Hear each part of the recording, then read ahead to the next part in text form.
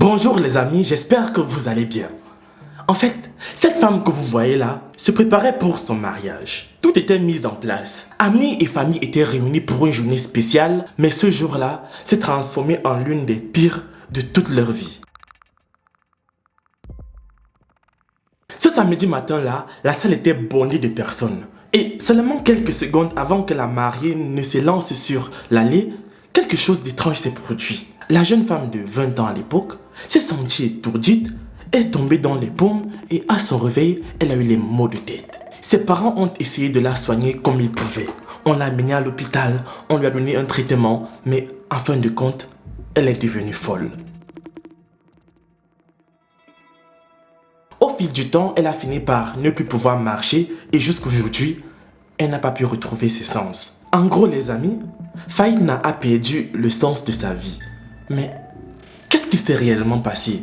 Pourquoi cela s'est-il produit? Comment est-ce que cela est possible et envisageable? Ce vieil homme de 75 ans s'appelle Kaitan et il est en fait le père de Faïdna. Il dit que sa fille est née normalement, sans aucune difformité physique et qu'elle marchait sur ses pieds sans ramper comme c'est le cas actuellement. Cependant, à cause des difficultés de la vie, de la pauvreté, le manque d'argent, Faïdna n'a pas eu la chance de poursuivre ses études. Et lorsqu'elle est devenue une femme, à l'âge de gagner un peu d'argent, elle a dû se déplacer en ville pour gagner son pain quotidien, pour pouvoir subvenir à ses besoins et à celles de sa famille. Cela a pris beaucoup de temps, mais au final, après plusieurs mois de recherche, elle a pu décrocher un job de ménagère et par ce boulot, elle s'est en fait adaptée à la vie en ville. Elle réussissait tant bien que mal à gagner un peu d'argent et grâce à ça, elle pouvait subvenir aux besoins de ses parents au village car ceux-ci, avec le temps, devenaient de plus en plus vieux et n'avaient plus la force d'aller au champ pour cultiver, avoir un peu de nourriture pour se nourrir et même nourrir leurs petits-enfants. Du coup, à cette période-là, les choses allaient plutôt bien. Et pour couronner le tout, Faïdna a rencontré un bel homme charmant avec qui elle est tombée amoureuse. Et comme leur relation était sérieuse et solide, ils ont décidé d'approfondir les choses. Et par là, ils ont décidé de se marier.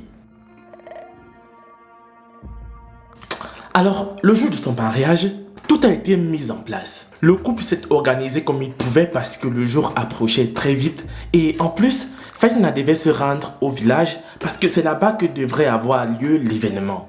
Le jour tant attendu est finalement arrivé et la famille, les amis, bref, tout le monde était enfin prêt à accueillir les nouveaux mariés. Mais quelque chose d'inhabituel s'est produit et cela a laissé courir beaucoup de rumeurs sur cette famille. Faïdna s'est évanouie puis s'est réveillée avec beaucoup de maux de tête. Elle se sentait faible, elle était étourdie et n'arrivait plus à faire le moindre pas. Cloîtrée et enfermée dans sa chambre, elle s'est donc mise à crier et à faire beaucoup de bruit assourdissant. C'est choquant et même très déchirant que personne ne puisse comprendre ce que cette famille a enduré. Après avoir vu quelqu'un qu'ils aiment, qui travaille pour subvenir à leurs besoins, qui les aide au quotidien, devenir folle le jour qui était censé être le plus beau de sa vie et puis être amené de force dans un centre hospitalier psychiatrique. Franchement, ce jour-là, tous ceux qui ont été invités au mariage, les familles, les parents, les amis, les proches, et même les voisins ont été profondément choqués et attristés qu'ils ont dû retourner chez eux en pleurant.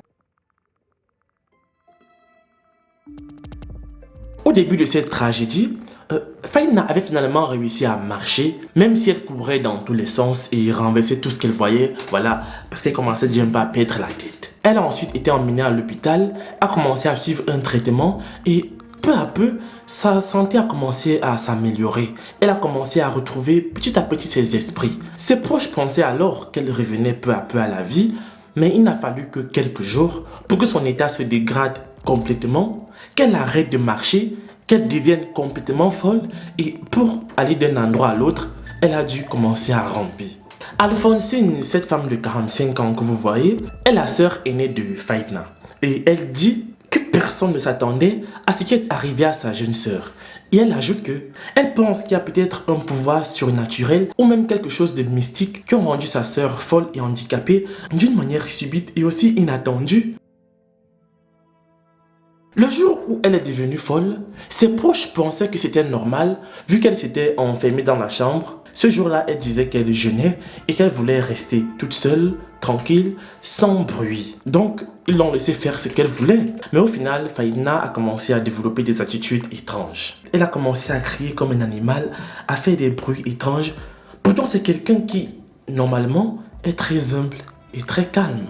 Pour ses proches, c'était déroutant, particulier et même étrange. Car cette femme de 38 ans n'avait aucun problème, n'avait aucune maladie. Et ils avaient tous une chose en tête, c'était qu'elle avait été empoisonnée d'une façon ou d'une autre. Et même si ce n'était pas le cas, il y avait forcément un truc d'ordre mystique derrière ça. Ça ne pouvait pas être naturel. Et aujourd'hui, ça fait bientôt 18 ans que Fahina est dans cette condition et elle n'a jamais retrouvé ses esprits. Elle n'est plus jamais redevenue la même.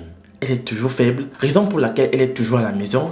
Et c'est à son père, Gaëtan, et à sa sœur, Alphonsine, qui doivent prendre soin d'elle chaque jour, la laver, lui donner à manger et faire tout ce dont elle a besoin. L'homme qu'elle devait épouser il y a 18 ans a attendu 4 ans, espérant que, peut-être sur un coup du sort, du bon sort, sa fiancée devait guérir et revenir à sa vie normale. Mais comme son état restait le même et que sa situation n'évoluait pas, il est passé à autre chose et a décidé de tomber amoureux de quelqu'un d'autre. Donc aujourd'hui, il est père de 3 enfants et n'a jamais souhaité une fois revenir prendre les nouvelles de celle-là qui aurait pu être sa femme aujourd'hui. Les amis, vous savez, les tempêtes de la vie peuvent menacer notre existence. Elles peuvent affecter nos jours et nos nuits, mais au final, le calme finit toujours par revenir. En temps de crise, différentes personnes réagissent et agissent de différentes façons. Certains choisissent de s'échapper, d'autres choisissent d'affronter, mais nous ne saurons que si nous avons fait le bon choix après avoir essayé. Donc j'ai envie de vous dire les amis, continuez toujours à vous battre pour ce que vous voulez dans votre vie et même si vous échouez, rappelez-vous toujours que l'échec est un pas vers la victoire. C'est la fin de cette vidéo, je suis James, n'oubliez pas de liker et de partager. Moi je vous aime et on se retrouve dans la prochaine vidéo.